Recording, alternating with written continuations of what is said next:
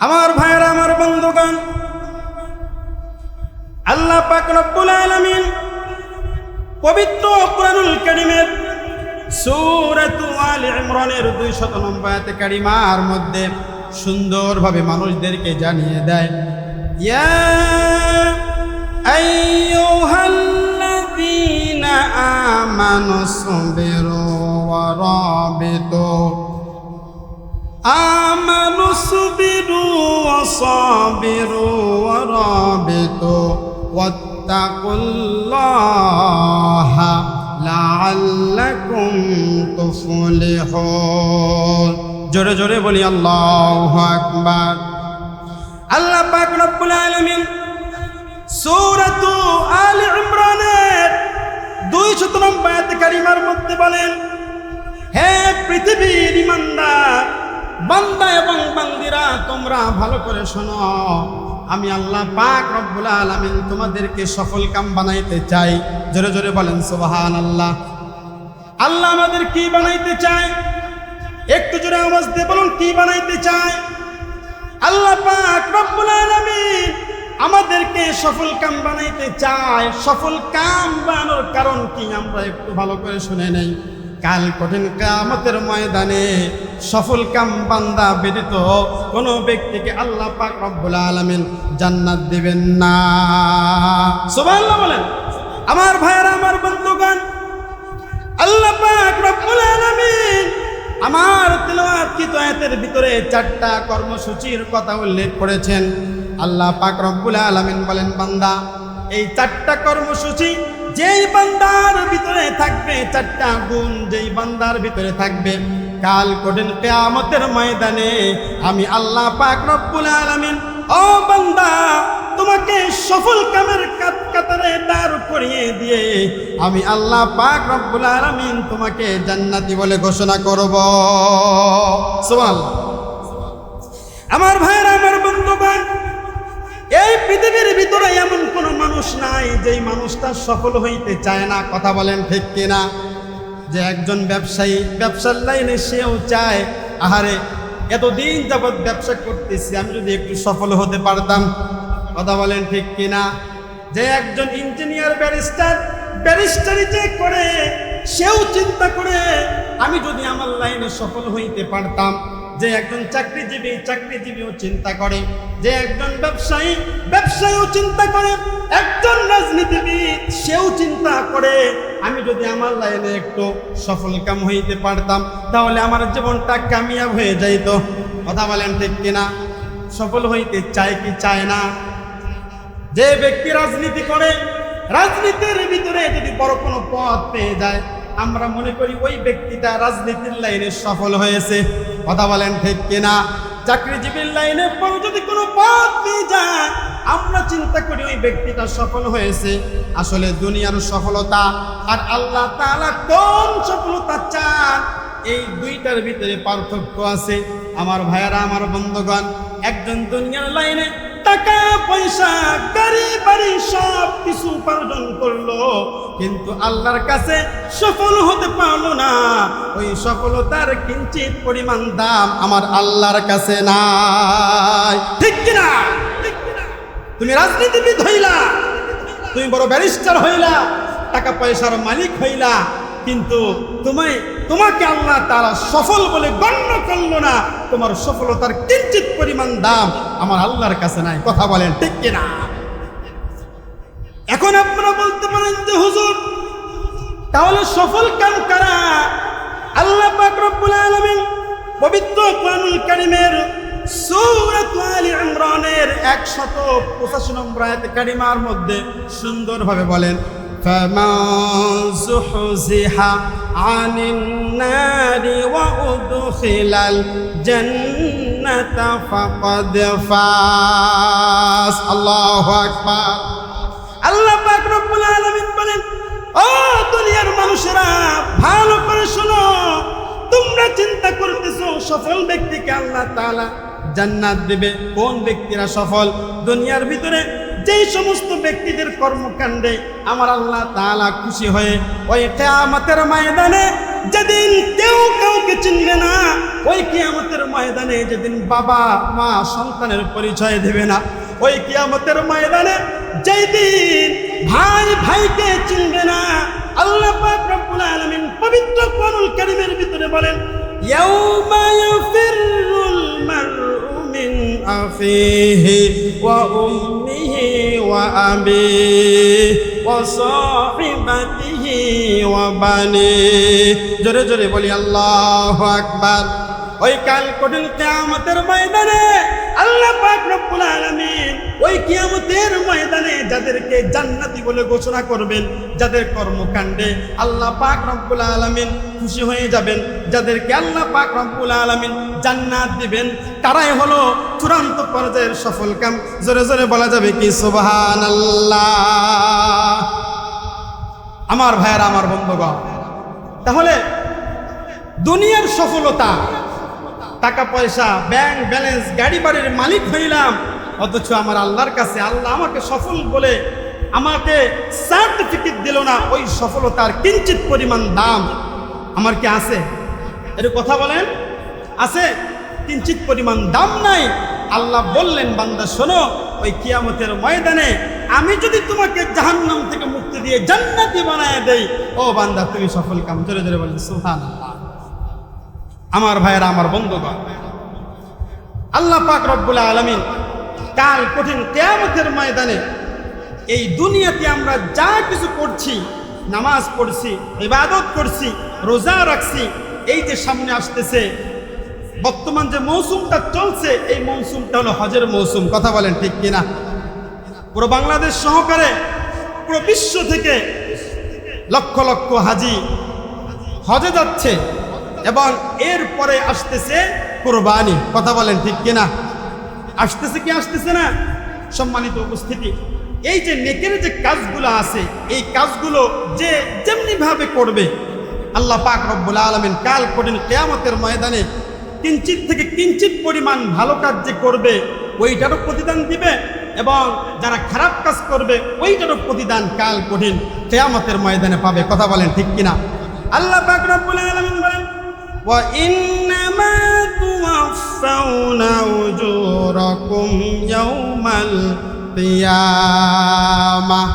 এই দুনিয়ার ভিতরে তোমরা যা পাও না কেন, কাল কঠিন কিয়ামতের ময়দানে আল্লাহ পাক রব্বুল আলামিন তোমাদেরকে ওইটারে প্রতিদান দেবে। জোরে জোরে বলেন সুবহানাল্লাহ।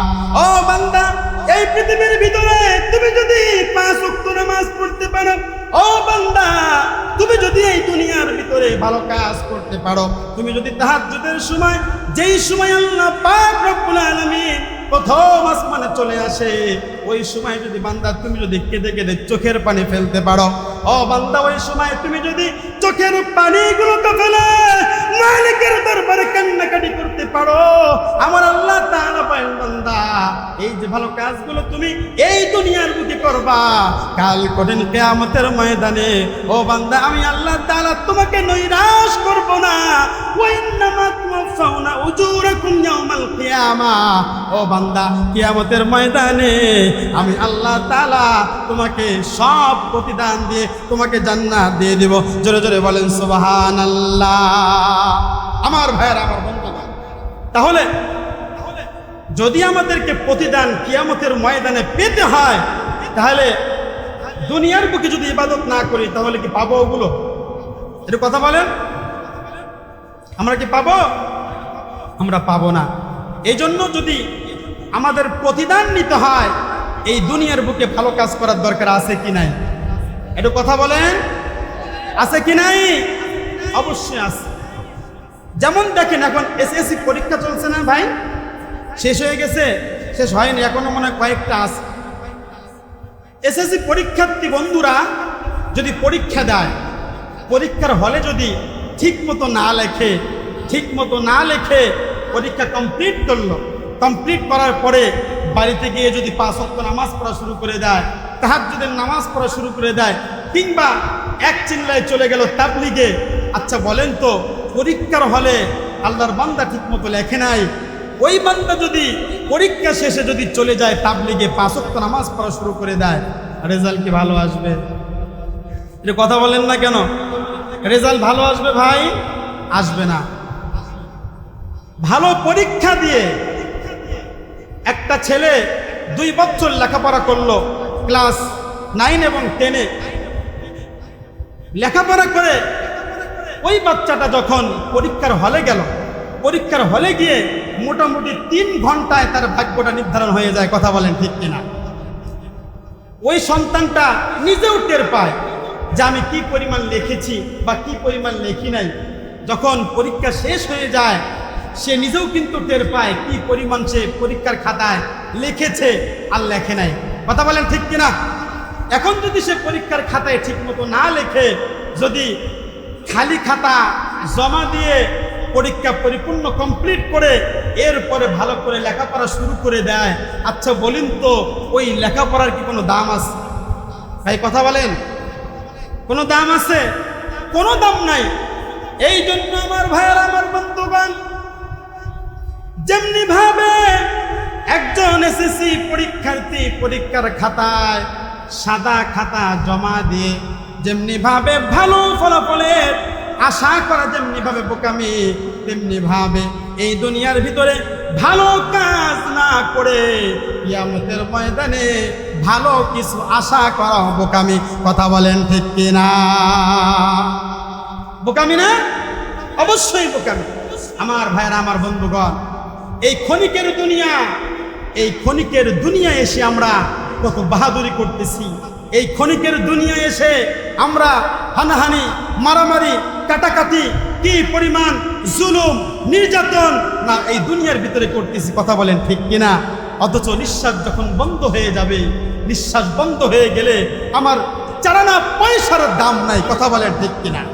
আমার ভাইয়েরা, আমার বন্ধুগণ, আমার যুবক ভাইয়েরা, কলিজার টুকরা মুরব্বী বাবারা, নওজোয়ান যুবক ভাইয়েরা, আমি যদি পৃথিবী থেকে চলে যাই, আমি যদি এই মুহূর্তে দুনিয়া থেকে ইন্তেকাল করি, আমি মারা যাওয়ার পরে আমার যে লাশটা আছে এটার চানা পয়সার কোনো দাম দিবে না। কথা বলেন ঠিক কিনা? দিবে? দিবে না। এই দুনিয়ার ভিতরে কত বাহাদুরি না আমরা করতেছি, অথচ ক্ষণিকের দুনিয়া এই মুহূর্তে যদি আমাদের নিঃশ্বাস বন্ধ হয়ে যায় তাহলে আমরা দেখতে পাবো আমাদের কিঞ্চিত পরিমাণ কোনো দাম নাই। কথা বলেন ঠিক কিনা? আমার ভাইয়েরা, আমার বন্ধুগণ, এই দুনিয়ার সময় কম, কিন্তু এই দুনিয়ার সময়ের দাম অনেক বেশি।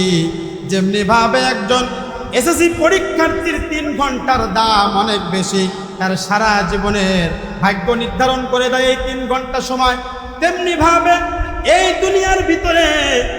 দুনিয়ার ভিতরে সময়টুকু আছে, এই সময়টার দাম বান্দার কাছে অনেক বেশি।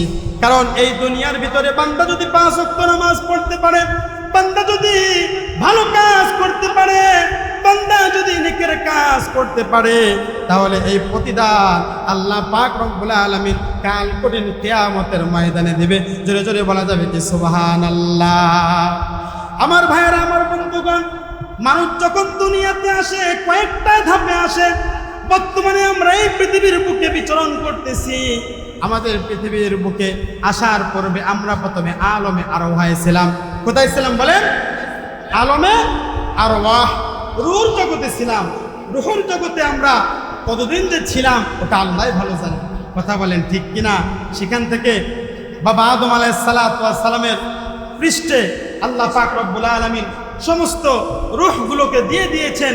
সেখান থেকে আল্লাহ পাক রব্বুল আলামিন আমার পিতামাতার মিলনের মাধ্যমে আল্লাহ পাক রব্বুল আলামিন আমার মার রেহেমের ভিতরে যখন নাকি আমাকে দিয়ে দিয়েছে, সেই পেটের ভিতরে আল্লাহ পাক রব্বুল আলামিন আমাকে সেখান থেকে 10 মাসের ব্যবধানে আল্লাহ পাক রব্বুল আলামিন আমাকে দুনিয়াতে আনলেন।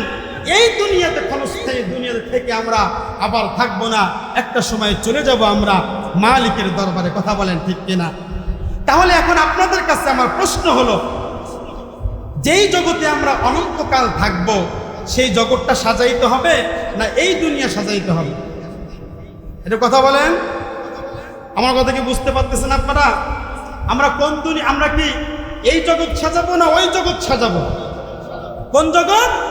আমাদেরকে আখিরাতকে সাজাইতে হবে। যদি আমরা আখিরাতকে যদি আমরা না সাজাই, না সাজিয়ে যদি আমরা পৃথিবী থেকে বিদায় নেই, তাহলে আমাদের অবস্থা হবে খুবই ভয়াবহ।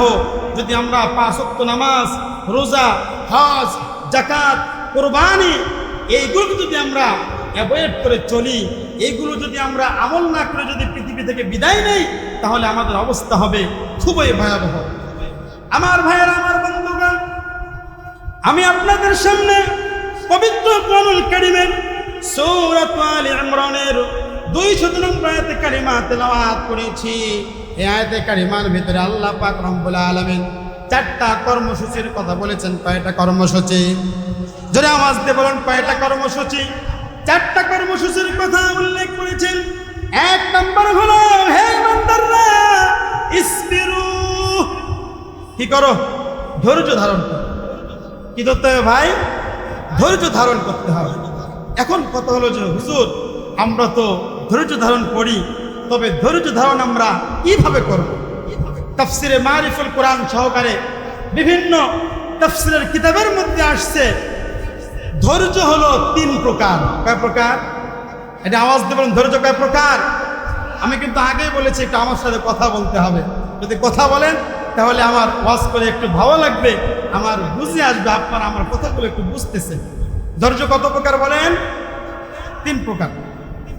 আমার ভাইয়েরা, আমার বন্ধুগণ, তাফসিরে মারিফুল কোরআন সহকারে বিভিন্ন বড় বড় তাফসিরের কিতাবের মধ্যে আসছে আল্লাহ পাক রব্বুল আলামিন ইয়া আইয়ুহাল্লাযীনা আমানুসবিরু, এই ইসবিরু শব্দ দ্বারা আল্লাহ পাক রব্বুল আলামিন ধৈর্যের কথা উল্লেখ করেছেন। ধৈর্য হলো 3 প্রকার। 1 নম্বর ধৈর্য হলো সবরুন আলাল ইবাদাহ। আমরা শুধু মনে করি যে হুজুর আমি তো ধৈর্য ধারণ করতেছি, আল্লাহ বিপদ দিচ্ছে, মুসিবত দিচ্ছে, আল্লাহ আমাকে এই বিপদগুলো দিচ্ছে, আমি তো ধৈর্য ধরতেছি, তার মানে আমি সফল না। আপনি সফল নন। আপনাকে পরিপূর্ণ সফল কাম হইতে গেলে আপনাকে 3 ভাবে ধৈর্য ধারণ করতে হবে।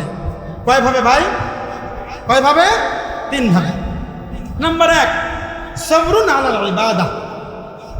2 নম্বর হলো সবরুন আনিল মাআসি। 3 নম্বর সবরুন আলাল মুসিবাহ। অর্থাৎ 1 নম্বর হলো আপনাকে ইবাদতের মধ্যে ধৈর্য ধারণ করতে হবে। এই কথাটা কেন বললাম? এই জন্যই বললাম, আজকে আমরা নামাজ পড়ি কিন্তু নামাজের ভিতরে আমাদের ধৈর্য নাই। কথা বলেন ঠিক কিনা? ধৈর্য কি আছে নামাজের ভিতরে? আমাদের নামাজের ভিতরে ধৈর্য নাই, ইবাদতের মধ্যে ধৈর্য নাই, আমাদের নামাজের ভিতরে ইখলাস নাই, আমাদের নিয়ত পর্যন্ত ঠিক নাই। সামনে আসতেছে কোরবানি। এই কোরবানিতে দেখবেন অনেক মানুষ কোরবানি করবে। আরে আমি যদি কোরবানি না করি আমার পাশের প্রতিবেশী কি মনে করবে, এই মনে করে কোরবানি করলে কি কোরবানি হবে? যদি আমার সাবজেক্ট ওইটা না, তারপরেও কথায় কথা মনে করলো, সামনে চলে আসলো। তাই আপনাদেরকে বললাম, আমার ভাইয়েরা, আমার বন্ধুগণ, ইবাদতের মধ্যে যদি আমরা ধৈর্য ধারণ করি, 5 ওয়াক্ত নামাজ আমরা পড়তেছি কিন্তু আমাদের সেই ধৈর্য নাই। আমরা আজকে দোকানপাটে যেই পরিমাণ সময় দেই, আমরা ব্যবসা বাণিজ্যে যেই পরিমাণ সময় দেই, এই সময়টা যদি আমরা আল্লাহর ঘর মসজিদে দিতাম তাহলে আমরা আল্লাহর ওলি হয়ে যাইতাম। কথা বলেন ঠিক কিনা?